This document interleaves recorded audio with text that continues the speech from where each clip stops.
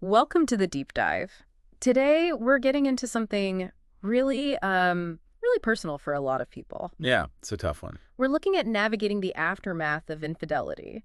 And our main source is this guide specifically for men caught cheating. Right, out of the doghouse. Yeah, A step-by-step relationship-saving guide for men caught cheating. exactly.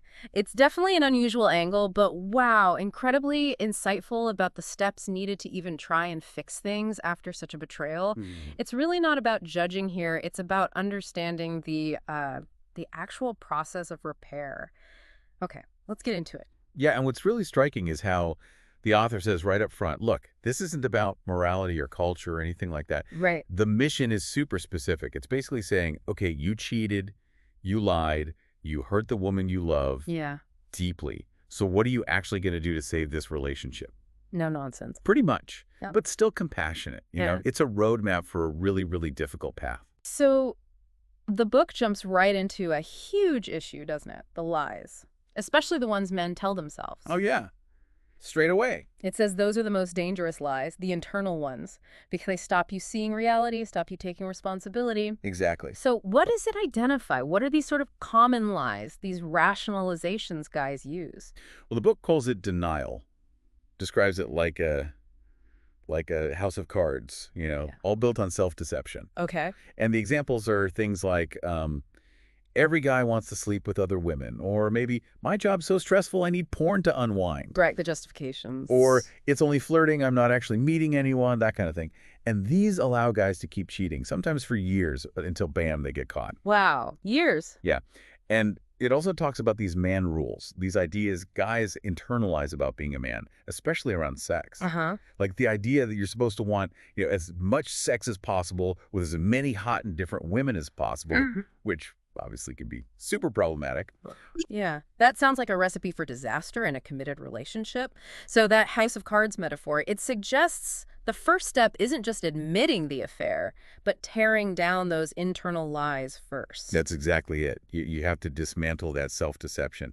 And this ties into something else the book mentions, the sex funnel. The sex funnel, what's that about? It's this idea where, for some men, basically all feelings of attraction or closeness or even just affection get funneled directly into wanting sex. Oh, okay. And so they kind of lose the deeper emotional connection side of things. But the book is super clear here. This might explain the motivation. But it's not an excuse. Absolutely not an excuse. Yeah. It states very clearly, men aren't victims here. They made choices. Right, choices with consequences. The book uses another really strong metaphor, doesn't it? Being in the doghouse. Oh, yeah. Like a big, clumsy dog that, well, peed on the kitchen floor. It's direct. Very direct. Basically says, yep, you're here and you kind of deserve to be here because of what you did. So beyond that immediate consequence, how does the source define cheating itself? Because I think a lot of people fixate on specific acts. That's what's so insightful. The definition it gives isn't about, you know, whether it was an affair or porn or hookup app. Yeah. No. It defines cheating as keeping intimate, meaningful secrets from your primary romantic partner. Wow. Okay. Yeah. Intimate, meaningful secrets. Yeah. And it argues that the deepest pain for the partner isn't necessarily the sex, it's the shattering of trust. The lying, the hiding, the omission, the manipulation. All of it. That completely reframes it. It's not just about the body, it's about the betrayal of the bond. Exactly. The fundamental trust is broken. So does that mean things that a guy might not even count as sex, like, I don't know, hand jobs, oral sex, heavy petting, even just intense secret flirting, that can definitely be cheating in his partner's eyes? Absolutely. If it involves secrets and deception, the book has this really simple test. What's that? Just ask yourself, if my partner could watch everything I do with other women, would she object to any of it? Simple, but probably pretty revealing. Yeah, if the answer is yes, then according to this book, it's infidelity. And it also makes this powerful point about emotional affairs. Right, even without sex. Sometimes those can be more damaging than purely physical ones. Yeah. Because you're redirecting that core emotional intimacy, that connection, away from your partner. Like building walls around your spouse and windows facing someone else. That walls and windows idea is chilling. And it's not just the partner who gets hurt, is it? The book brings up kids. Yeah, and that's really tough. It argues kids are incredibly perceptive. They pick up on things. Totally. They notice the distance, the tension, And often they actually internalize the blame. They feel like they're less important or somehow unwanted. Oh, man. The book puts it so starkly. When you cheat, you hurt your kids as much as you hurt your spouse, and sometimes more. Wow. No. That's a heavy statement. Why sometimes more? Well, the idea is that children are often less equipped emotionally to process that kind of betrayal or a shift in the family dynamic. It can really shake their sense of security, their whole world. Okay, that makes sense. So the impact is massive. The source says the betrayed partner often experiences something like emotional trauma, like PTSD. Yeah, it uses that comparison directly. The level of emotional pain described is just immense. What does that look like? Women report their trust being completely obliterated, self-esteem crushed, feeling unattractive. Real physical symptoms, too, like not being able to sleep, can't concentrate. It affects everything. Everything. And the betrayal isn't just seen as personal between the two of them. It's like, you didn't just betray me, you betrayed our kids, our home, our friends, our community. It becomes this global mistrust. So she might start questioning everything, like money or even just whether dinner plans are real. Exactly. The foundation is rocked. And then there's this other layer the book talks about, gaslighting. Ah, yes. That's a term we hear a lot. How does the book define it in this context? It's basically making your partner doubt her own reality, insisting your lies are true, telling her she's crazy or overreacting for being upset. That sounds incredibly damaging. It's insidious Huh. because it often starts small and builds up. Even really smart, stable people can get caught in it, start questioning their own sanity. It just adds this profound layer of confusion and self-doubt on top of the betrayal itself. Okay, so the book also explores why men cheat. It lists some reasons it calls relatively unflattering. Yeah, not exactly justifications, more like potential factors. Like insecurity, entitlement, avoiding conflict, maybe not having good male friends for support. Right, or believing it's just biological imperative, or having totally unrealistic expectations of their partner, things like that. So how does the book square those explanations with the need for accountability? Because it sounds like it could easily slip into making excuses. It draws a really sharp line. It acknowledges some potential biological things like maybe men are wired differently, separating sex and emotion more easily than women, who tend to connect them. It even mentions the neurochemistry of love, how casual cheating might hit the brain's reward center but doesn't have deep value. But then it pivots hard. Back to responsibility. Absolutely. It says, look, whatever the reasons, the explanations, they are not excuses. What ultimately matters is, what are you going to do now? What are you going to do in the future? That's where the focus has to be. Right. So if a guy decides, okay, I messed up, I want to fix this, I want to stay, what's the first big, difficult truth he has to swallow? That the relationship he had, it's gone. It will never go back to the way it was before the cheating was discovered. Never. That sounds final. It uses this analogy. You can't unbake a cake. You just can't undo it. It's going to be a long, often really unpleasant process to build something new. But is it hopeless? Does the book offer any hope? It does. It compares it to that basketball player, Sean Livingston, who had that horrific leg injury. Oh, I remember that. Gruesome. Yeah.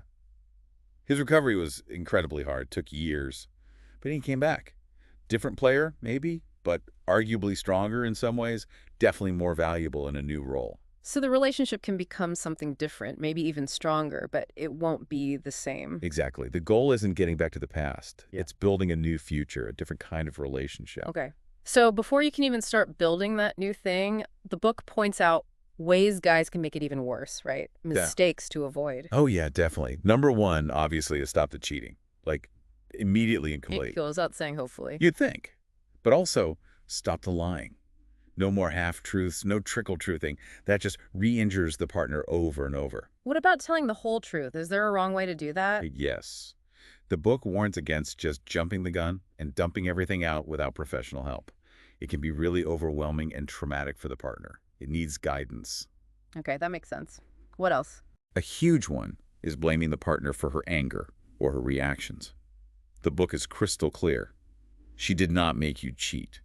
Cheating was your choice, not hers. Taking full responsibility. 100%. And also, trying to buy forgiveness, like with gifts or grand gestures, totally misses the point.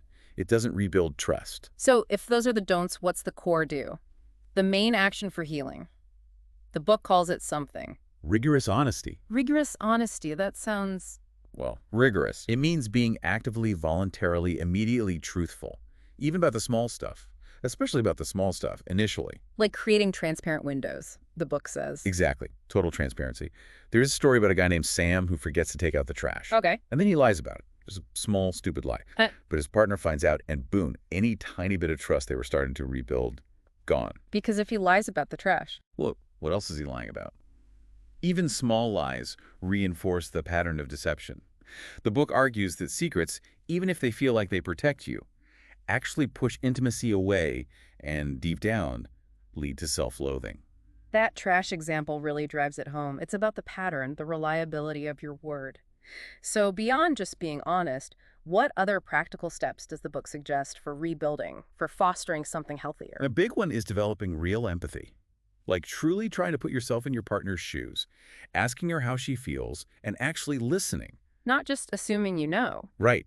Learning to disagree constructively is another. Seeing yourselves as allies on the same team, even when you disagree, instead of opponents. That's a shift. And intentionally building non-sexual intimacy. Shared hobbies, doing chores together without being asked, giving genuine compliments that aren't about sex. Building connection beyond the physical. What about sex itself? The book actually suggests putting sex on hold for a while, initially, a timeout, because trust has to come first. You can't really have true intimacy without that foundation of safety and transparency. Okay. What about the person who cheated? How do they manage themselves? The book mentions a commitment plan and self-care. Yeah, the commitment plan is about figuring out your triggers, the things that led you towards cheating, and having healthy ways to cope instead. Like what? Building real friendships with other men, spending time in nature, pursuing hobbies, finding healthy ways to self-soothe or deal with stress. It's about building a fulfilling life overall, not just avoiding cheating. A more holistic approach. Definitely. And it includes concrete things, too, like total transparency with phones, finances, immediate responses, and self-care isn't painted as, like, bubble baths. It's called daily medicine. Daily medicine. Yeah, the daily practices needed to sustain the incredibly hard work of rebuilding yourself and the relationship. You need to be okay yourself to do this work. So back to the idea that the relationship won't be the same. Is that ultimately, okay, can something good come out of this mess? The book argues yes. It uses another analogy, a broken teacup. Okay. You can glue it back together. The cracks will always be there. You'll see them. But the teacup can become more beautiful, more treasured, more loved, and more real than ever. So the cracks become part of its story, part of its value. Kind of. It's about building a new normal. One based on honesty and real connection, replacing the old secrets and hurt. It's definitely not easy. 2 steps forward, 1 step back is common. But it's presented as a deeply transformative process. A chance to build something more authentic, maybe? Potentially, yeah, if both people are truly committed to that incredibly difficult work. So wrapping this up, what's the big takeaway for you listening? This deep dive into Out of the Doghouse. It's a really blunt, no excuses look at infidelity. It makes it clear that any hope of healing depends on just the brutal honesty, really understanding the partner's pain, and committing to some seriously hard work. Yeah, and I think a key point is that this journey, getting out of the doghouse, it isn't just about fixing the relationship on the surface. It's actually a profound opportunity for personal growth for the person who cheated. How so? It's about fundamentally developing integrity, building an authentic ability to connect with someone honestly. And that can lead to a bond that's actually deeper and more meaningful than maybe what was even there before. So a final thought for you to consider. What really stands out to you from this about how trust operates, how it's broken, how it might be rebuilt? And thinking about your own life, what does integrity truly mean in your relationships, maybe beyond just fidelity? How could some of these ideas help foster more transparency, more resilience in the connections you already have?